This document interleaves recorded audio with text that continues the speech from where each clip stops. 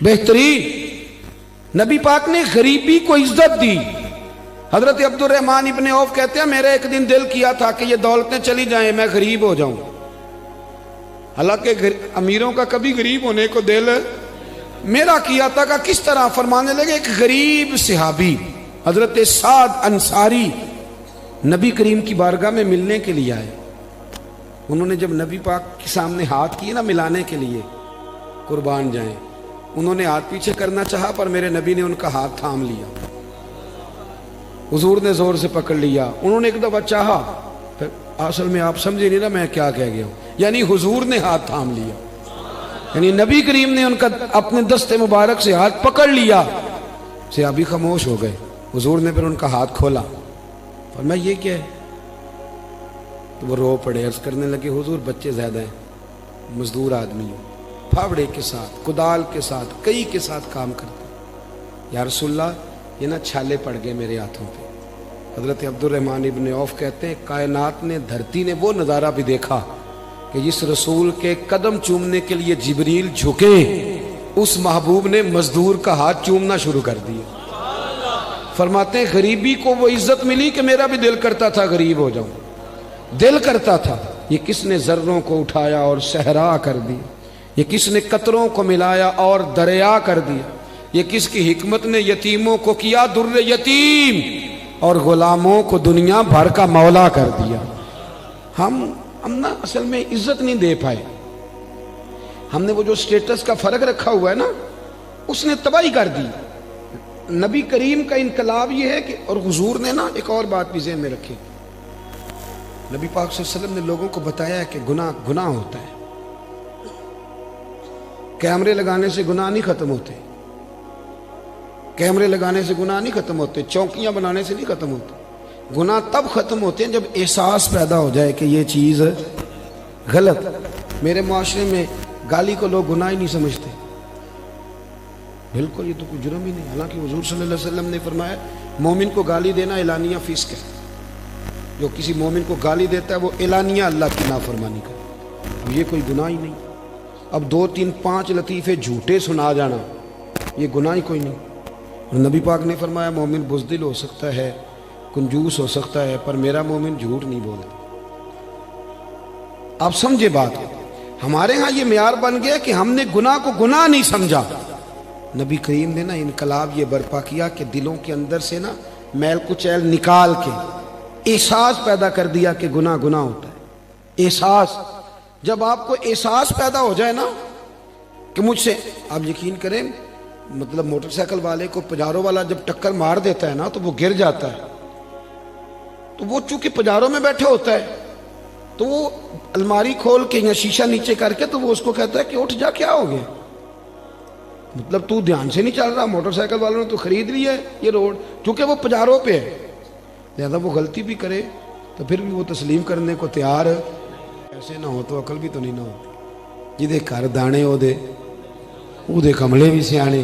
نبی کریم صلی اللہ تعالی علیہ وسلم نے انقلاب برپا کیا کہ احساس پیدا کیا, غلطی کا احساس.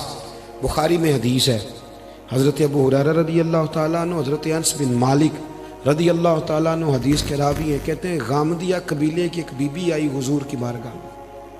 یہ لوگ گناہ کرتے تھے, بدکاری کرتے تھے, بلکہ معاذ اللہ عرب میں یہ رواج تھا کہ اگر کسی کے ہاں بیٹا پیدا نہیں ہوتا تھا تو معاذ اللہ ثم معاذ اللہ وہ کسی اور مرد کے ہاں بھیج دیتے تھے. وہ تو اس کو عیب ہی نہیں جانتے تھے. آج بھی آپ یورپ میں کوئی اس کو عیب سمجھا جاتا ہے. ہمارے حکمران ہمیں مثالیں دیتے ہیں, ہم جی اس طرح کا بنا دیں گے, میں نے کہا رہنے دو, ہم نے اس طرح کا بن کے کیا کرنا ہے. اللہ کا فضل ہے میرے ملک میں آج بھی بہت ساری شرم و حیا ہے, بہت سارا کرم ہے اللہ کا. وہاں تو حد بندہ ہی کوئی نہیں, کس طرف آپ جا رہے ہیں. قبیلہ غامدیہ کی عورت آئی تو حضرت ابو ہریرہ کہتے ہیں وہ رو پڑی, اور اس طرح روئی کہ جیسے بڑی تکلیف میں. حضور نے فرمایا کیا ہوا؟ یا رسول اللہ بھول گئی تھی, غلطی کر بیٹھی, مجھ سے زنا ہو گئی. حضور صلی اللہ, اب دیکھیں ذرا, یہاں مجرم کو مار مار کے منواتے, وہ مانتا نہیں کیونکہ وہ پاک ہو کے دنیا سے جانا نہیں نہ چاہتا. حضور صلی اللہ علیہ وسلم نے نہیں منوایا, وہ خود کہہ رہی ہے. تو محبوب فرمانے لگے تو کیسے ثابت کرے گی کہ تو نے زنا کیا ہے, یعنی مجرم کو ثابت کرنا پڑ گا. تو عرض کرنے لگی حضور میرے پیٹ میں ناجائز بچے. حضور نے فرمایا واپس جا کہ بچہ پیدا ہو جائے تو پھر آنا، گویا غلطی تیری ہے، تیرے بچے کی تو نہیں ہے۔ 8-9 ماہ کے بعد دوبارہ آئی تو پھول سا بیٹا گود میں، آ کے کہنے لگی، کوئی 2 سپاہی نہیں حضور نے بھیجے کہ دھیان رکھنا بھاگ نہ جائے۔ حضور کی نورانیت کا کمال یہ ہے کہ احساس پیدا کر دیا کہ گناہ ہوتا ہے، غلطی ہوتی، احساس پیدا کیا۔ وہ آئی، یا رسول اللہ یہ بچہ ہے، نبی پاک صلی اللہ علیہ وسلم نے فرمایا اس کو لے جاؤ واپس اور دودھ پلاؤ، جب روٹی کھانے کے قابل ہو جائے پھر آنا۔ وہ گئی، 2 سال کے بعد آئی تو بچے کے ہاتھ میں روٹی کا ٹکڑا تھا اور رو پڑی۔ صاحب کنز الاموال نے لکھا رو پڑی اور عرض کرنے لگی یا رسول اللہ مجھے پاک کر دیں، حضور مجھے ساری رات نیند نہیں آتی، میں رو کے وقت گزارتی ہوں کہ اس حال میں مر گئی تو میں اللہ کی بارگاہ میں کیا منہ لے کے جاؤں، حضور مہربانی فرمائیں۔ یار یہاں لوگوں کو شعور ہی نہیں ہے، بڑے بڑے جرم لوگ اپنی چادر کے نیچے چھپائے پھرتے ہیں، پر احساس نہیں کہ ہم کسی طریقے سے اللہ رسول سے معافی لے لیں۔ یہ وہ انقلاب ہے جو میلاد والے رسول نے برپا کر دیا۔ اللہ اکبر۔ حضور نے ایک بچہ لے کے ایک صحابی کو دیا، فرمایا اس کی پرورش کرنا، اور پھر حضور نے لوگوں سے کہا کہ اسے پتھر مارو اور مار مار کے سنسار کر دو۔ حضرت انس بن مالک کہتے ہیں اسے پتھر لگ رہے تھے اور نبی پاک بے چینی کے ساتھ اندر ٹہل گئے۔ جب اس کا انتقال ہو گیا تو نبی کریم علیہ السلام کو آ کے بتایا گیا حضور انتقال کر گئی۔ آپ فرماتے ہیں کہ کمال اس کے آگے ہوئی جب نبی کریم نے فرمایا جاؤ اسے غسل دو، کفن پہناؤ، جنازہ تیار ہو جائے تو مجھے خبر کرنا۔ کہتے ہیں جنازہ تیار ہوا تو محبوب فرمانے لگے صفے بناؤ بھائی میں خود جنازہ پڑھاؤں گا۔ بعد مرن دے مکھڑا میرا ہو جاوے جے تازہ، پھر سمجھ لینا محبوب میرے نے آن پڑھے ہے جنازہ۔ فرمایا صفے بناؤ میں جنازہ پڑھاتا۔ حضور نے جنازہ پڑھایا تو حضرت انس بن مالک رضی اللہ تعالیٰ عنہ فرماتے ہیں جتنی دیر میں اونٹ ذبح کر کے کھال اتار کے گوشت بنا کے تقسیم کیا جاتا ہے اتنی دیر نبی پاک اس کے لیے دعائیں مانگتے رہے۔ ایک صحابی کی زبان سے نکلا یا رسول اللہ اس کے لیے جس نے ناجائز بچہ جنا ہے؟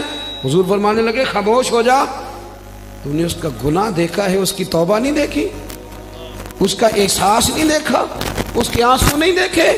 فرمایا اس نے تو ایسی شاندار توبہ کی ہے کہ اگر میں اپنی ساری امت میں بانٹ دوں تو اللہ سب کی بخشش فرما دے گا۔ جب تک کریم صلی اللہ علیہ وسلم نے نا غریبی کو عزت دے دی، وقار دیا۔